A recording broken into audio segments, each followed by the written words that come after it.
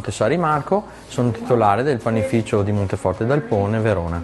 Questo è un panificio tradizionale del paese e noi produciamo pane da 3 generazioni, dolci e prodotti tipici. Noi usiamo prodotti, soprattutto materie prime del nostro territorio, soprattutto per la produzione di dolci e poi anche farine di chilometri zero. I fondi ottenuti grazie al bando Baldo Lessinia mi sono serviti per sviluppare il mio negozio e incentivare la vendita di prodotti tipici del nostro territorio e del mio pane. Abbiamo ristrutturato tutto il negozio, abbiamo recuperato un'area per la vendita dei prodotti tipici e stiamo creando un bar caffetteria anche per la consumazione all'interno del nostro negozio e per i nostri clienti.